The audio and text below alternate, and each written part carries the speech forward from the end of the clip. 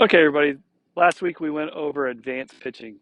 We went over a bunch of different pitch shots from different places and how to kind of get them close to the hole.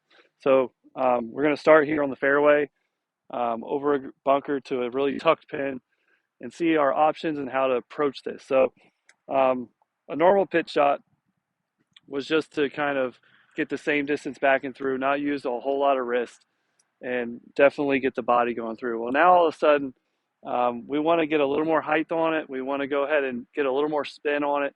And the way we're going to accomplish that is by possibly adding a little more swing to it.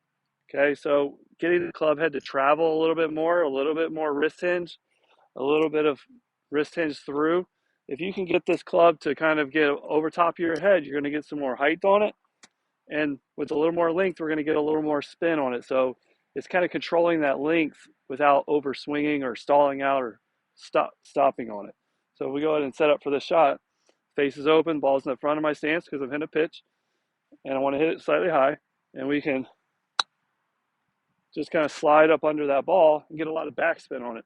So it's a more drawn out swing. It's not necessarily the preferred pitching method, but it's definitely very beneficial when we need to stop it quickly. So again, as you watch this, a normal pitch shot is pretty much everything more neutral, and I'm going to go same distance back and through and not use a whole lot of arms, but you can see how it comes out low. It doesn't get all the grab. So this advanced kind of higher with some spin, we're going to open that face up a little bit. We're going to add some length to our swing with travel of the club head, and we're going to still kick it in that left hip pocket and get the club head over our head. That's going to get some height and some spin to it, and works out really nicely. Now, what if we needed to hit another advanced pitch shot, which is kind of the low runner to the back pin? Um, so let's just imagine I needed to run it to the back of the green over there. Well, now I can kind of put it in the back of my stance and more releasing of the club head, almost like I'm hitting a draw, and get closer to the ball. I can get that toe down. It's going to help the turf interaction, and I can get the ball releasing better. So this is one of the pitch shots to a back pin or so. You can get it to release all the way out to maybe to a back pin or something like that. Now, the next thing we talk about is when we put the ball in the rough, we always got to judge the lie. As I look at this lie, there's a little bit of muffled grass behind the ball. Probably can't get my club on the ball, so I'm going to play it kind of like a bunker shot. It's going to be a little bit muffled, but it's not going to come out so hot. So I can go ahead and assume I'm going to hit an inch or two behind it. I'm going to go ahead and do the same kind of swing I did on the first one, but I got to do a little more speed because of that grass in between the club head and the ball. So when I go ahead and hit this one, I'm going to go ahead and just give it a little bit more speed down at the bottom, throw the club in there. And we're never throwing, stopping the body. That would make the club pass our hands. We're going to throw and still keep the club right of our hands, and still, probably won't have to be able to finish as high because it's going to get stuck in the ground. But then you can see how you hit this shot in the rough.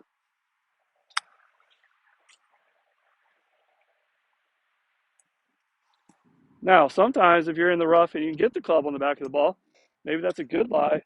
Maybe all of a sudden we can try to hit, ball first. Now it's not going to go high, but I can definitely play the other shot in the rough, the little low draw shot.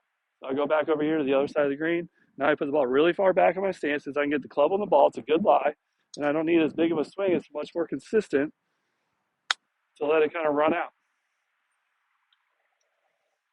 Now, when you get a lie that's really, really buried, barely see the top of the ball, this is where you got to almost give it a little recoil back into where it was, just to get the feeling of throwing the club through there with some speed and turning the body so you're in control of the club and bring it back. Now, you wouldn't bring it back on the real swing, but it gives you a good feel of how to get that club up under and through that long grass. So as you watch how they hit this one, I'm going to give it some speed. Very inconsistent shot, right? So that's why you're out here practicing those. So put it way down in there again. You barely see the back of the ball. I'm going to do a bigger swing.